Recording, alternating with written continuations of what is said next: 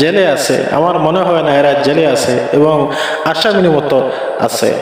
যেইভাবে আসামি থাকতে হয় আসামির মতো নয়, আমার মনে হয় এরা শ্বশুর বাড়িতে আছে রয়েছে। দিন দিন এদের শক্তি বাড়তেছে, গায়ের জোর বাড়তেছে এবং সুন্দর ফর্সা হচ্ছে, গায়ের গুস্ত বাড়তেছে। এমনকি আদালতে তাদেরকে তোলা হচ্ছে নিয়ে, কোনো ডান্ডা বাড়ি হাতে নেই। ডক্টর মোহাম্মদ ইউনূস সাহেবে কি আওয়ামী লীগের নেত্রীর কাছ থেকে কি ঘুষ খেয়েছেন? আসসালামু আলাইকুম ওয়া রাহমাতুল্লাহ। প্রিয় দেশবাসী, আশা করি সবাই ভালো আছেন, আলহামদুলিল্লাহ। সম্মানিত প্রিয় বন্ধুগণ, কিছু নিউজ দেখে আর বরদাস্ত করতে পারলাম না, তাই ভিডিওতে আসা। দুটি কথা বলবো বলে। সম্মানিত প্রিয় বন্ধুগণ, দেখেন, আমার মনে হয় না যে ডক্টর মোহাম্মদ ইউনূস সাহেবের নেতৃত্বে এই দেশ বা শান্ত হবে বা ভালো চলবে, বা দেশের মানুষ বা দেশের জনগণ সুস্থ বিচার পাবে। দেখেন,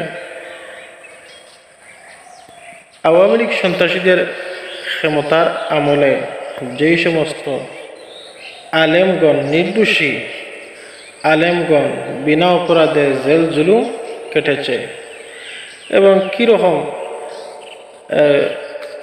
রিমান্ডের নামে তাদের উপরে, তাদের গায়ে অত্যাচার করা হয়েছে, জুলুম নির্যাতন করা হয়েছে, বা নির্দোষী আলেমগণ তাদের হাতে পায়ে ডান্ডা বেড়েছিল, যারা কোনো দোষ করে নাই। এই আওয়ামী লীগ সরকার শেখ হাসিনার আমলে আলেমদের হাতে ডান্ডা বেড়ি ছিল।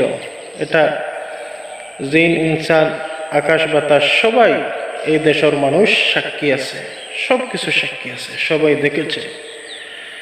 কিন্তু ডক্টর মোহাম্মদ, যাই হোক, কিন্তু আওয়ামী লীগ, এই সন্ত্রাসীরা পতন হয়েছে বা আওয়ামী লীগ সরকার পতন হয়েছে, এই দেশ ছেড়ে পালিয়েছে, আলহামদুলিল্লাহ। এবং ছাত্র জনতার দাবিতে ডক্টর মোহাম্মদ ইউনূস সাহেব এসে ক্ষমতায় এসেছেন, বা দেশের জনগণ সবাই সব খুশি হয়েছিল যে সঠিক বিচার পাবে। কিন্তু আমার মনে হয় না ডক্টর মোহাম্মদ ইউনূস সাহেবের কাছ থেকে দেশের জনগণ সঠিক বিচার পাবে বলে।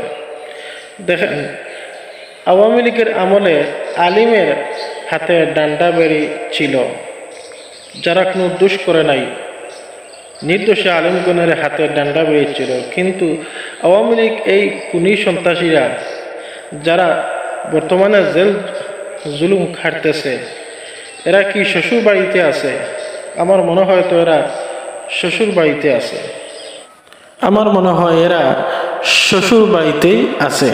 যেই সমস্ত আওয়ামী লীগের সন্ত্রাসী খুনিরা যারা জেলে আছে, আমার মনে হয় না এরা জেলে আছে এবং আসামির মতো আছে। যেইভাবে আসামি থাকতে হয় আসামির মতো নয়, আমার মনে হয় এরা শ্বশুর বাড়িতে আছে রয়েছে।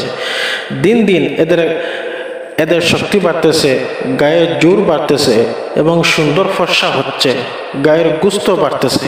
এমনকি আদালতে তাদেরকে তোলা হচ্ছে নিয়ে, কোনো ডান্ডা বাড়ি হাতে নেই। ডক্টর মোহাম্মদ ইউনূস সাহেবে কি আওয়ামী লীগের নেত্রীর কাছ থেকে কি ঘুষ খেয়েছেন? ওনার নেতৃত্ব সঠিক হচ্ছে না। আইন উপদেষ্টা যিনি আছেন, ওনার সঠিক মতো ওনার দায়িত্ব কিন্তু পালন করতেছেন না। আমার মনে হয় না এই ডক্টর মোহাম্মদ ইউনূস সাহেবের কাছ থেকে দেশের জনগণ সঠিক বিচার পাবে বলে। সম্মানিত প্রিয় বন্ধুগণ, আলেমদের হাতে ডান্ডা বেড়িয়েছিল আওয়ামী লীগের সন্ত্রাসীদের আমলে, কিন্তু খুনিদের হাতে আজ ডান্ডা বেড়ি কোনো কিছু নেই। কেন?